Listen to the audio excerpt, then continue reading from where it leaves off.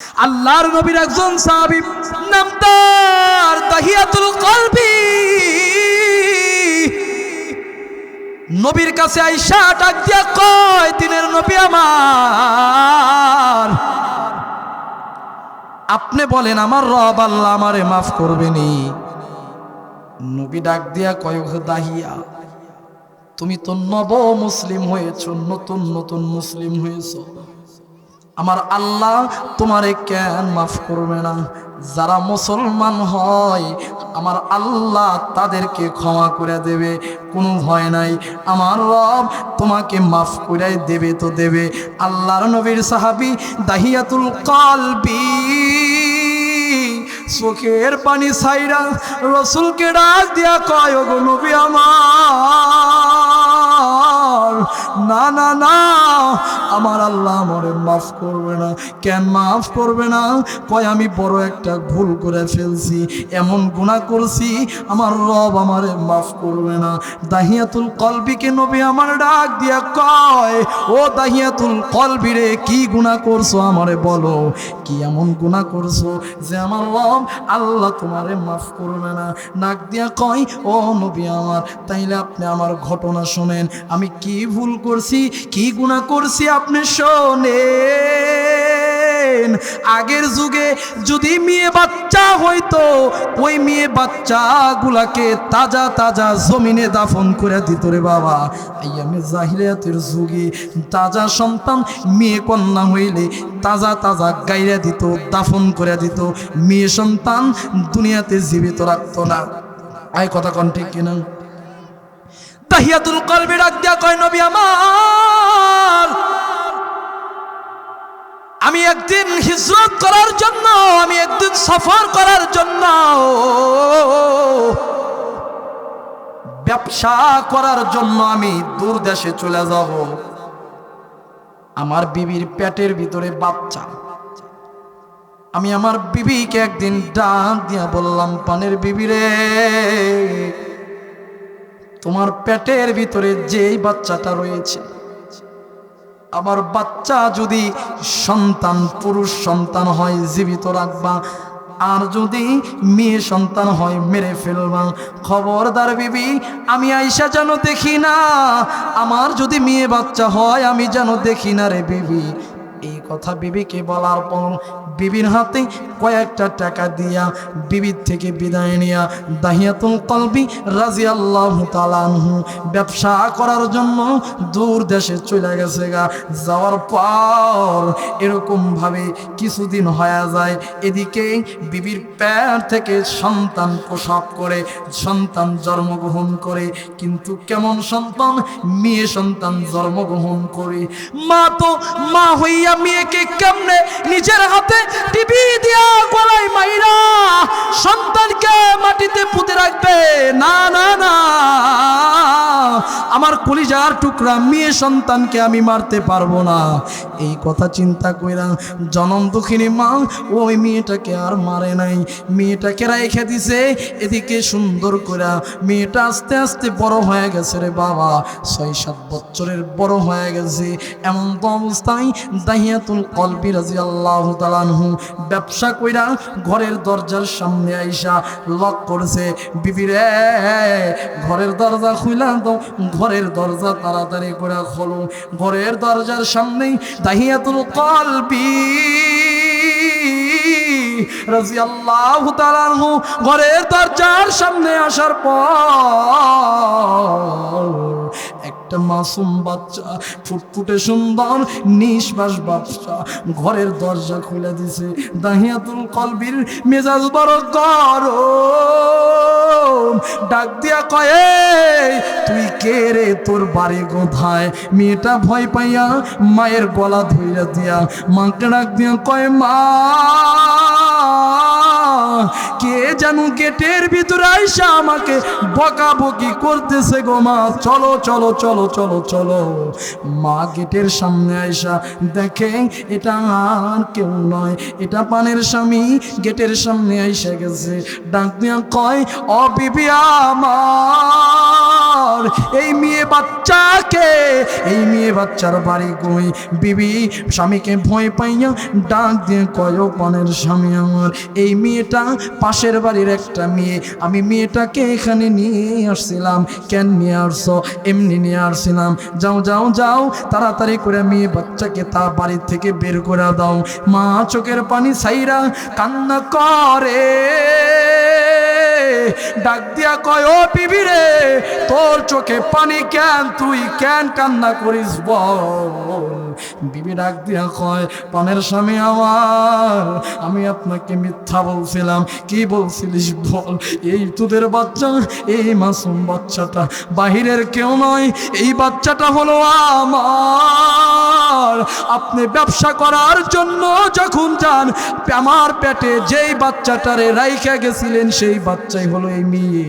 ও স্বামী আমার, আপনি আমারে বেদবি মাফ করে দিবেন, আপনি আমারে ক্ষমা কইরা দেবেন। মিথ্যা কথা বলছিলাম।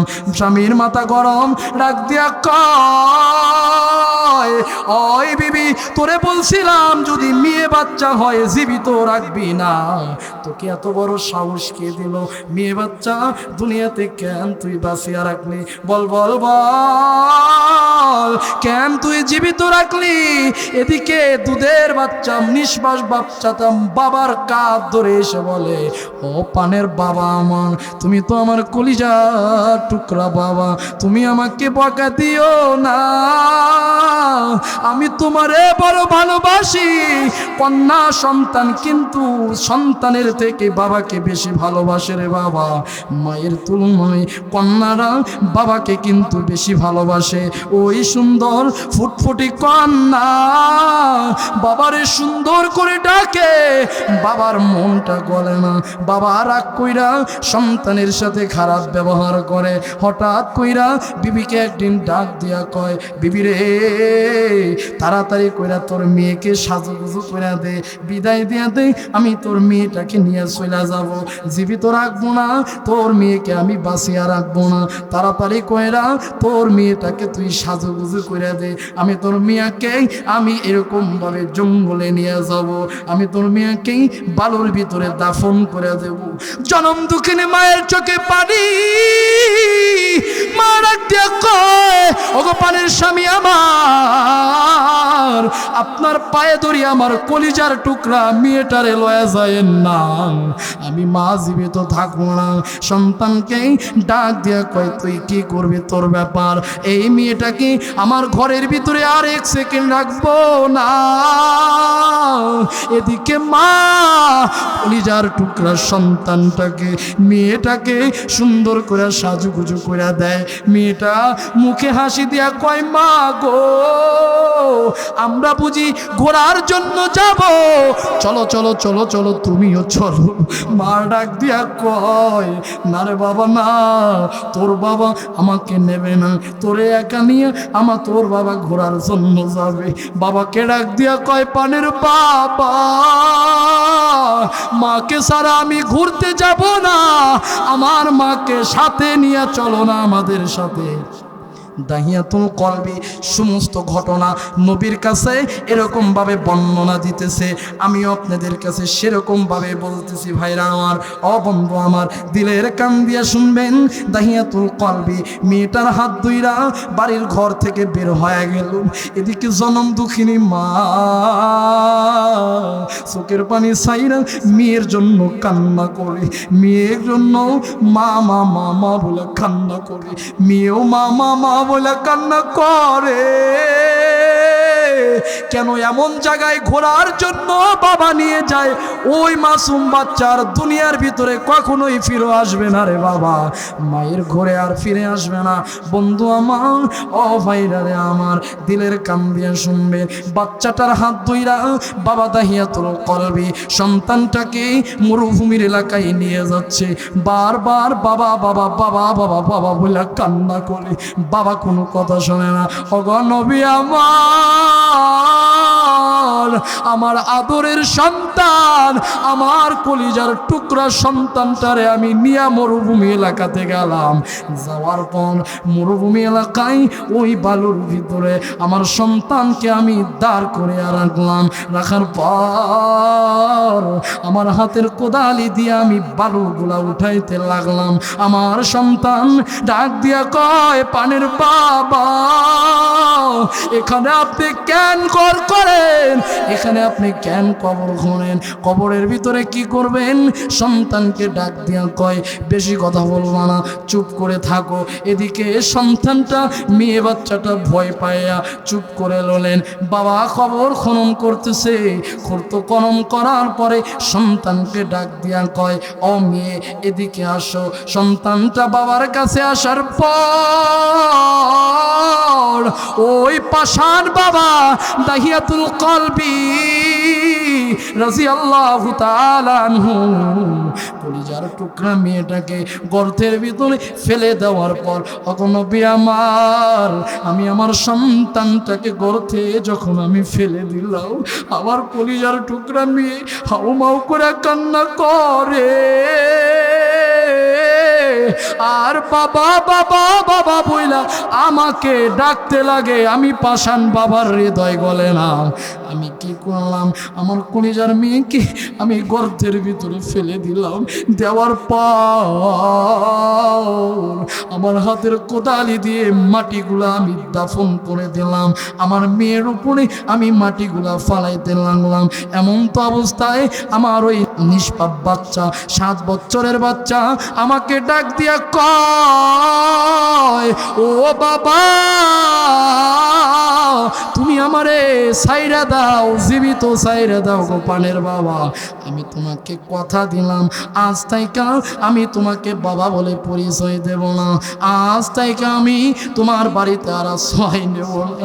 আজ থেকে আমি সমাজের ভিতরে তোমার পরিচয় দেব না। আমারে সারিয়া দাও, আমি বাঁচতে চাই। দিনের নবী আমার মেয়েটা বারবার বারবার বারবার এইভাবে আমাকে ডাকতে লাগলো। আমি পাষাণ বাবার হৃদয়ে কোনো মন গলে না। আমি কি করলাম? আমার ওই টুকরা কলিজার টুকরা মেয়েটারে আমি গর্তে রাইখা মাটিটা দিয়ে দিলাম গো নবী। দেওয়ার পর আমার সন্তান বারবার যখন ডাকলো, ওই সন্তানের কানের আওয়াজ, বাবা বাবা বলার আওয়াজ আমার কানে বাড়ি খায়। আমি যখন দাফন করি আমার সন্তানকে জীবিত কবরে রেখে আসলাম। আমি আর বাড়ি পর্যন্ত আসতে পারি না। আমি যখন বাড়ির দিকে আসি বারবার বারবার, বাবা আমাকে বাঁচাও বাবা, এই বাবার আওয়াজটা আমার কানে বাড়ি খায়। আমি রাস্তা দিয়া আমি সঠিকভাবে আসতে পারি না। ও নবী আমার, আমি যখন বাড়িতে আসলাম, আসার পর আমি রাতের বেলায় ঠিক মতো ঘুমাইতে পারি না। শুধু এমনটা নয়, শুধু বাবা বাবা বলে আওয়াজ আমার কানে আসে।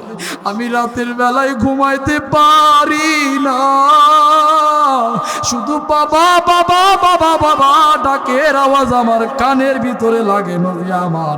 আমি দাহিয়াতুল কলবি পাষাণ আমার কলিজার টুকরা মেয়েটারে আমি এইভাবে দাফন করে দিছি। নবী আমার, বলেন বলেন বলেন, আমার আল্লাহ আমার মাফ করবনে? নবী আমার ডাক দিয়া কয়, ও দাহিয়াতুল কলবি, টেনশন করার কোনো দরকার নাই। আমার রব আল্লাহ তোমাকে ক্ষমা করে দিয়েছে। তুমি এমন ভাবে তওবা করছো, আমার আল্লাহ তোমারে মাফ করে দিয়েছে, টেনশন করো না। এরকম ভাবে কিতাবের ভিতরে পাওয়া যায়। দাহিয়াতুল কলবির সুরুদ্দয়রা, আজরাইল অনেক নবীর কাছে অনেকবার আসছে দাহিয়াতুল কলবির সুরুদ্দয়রা।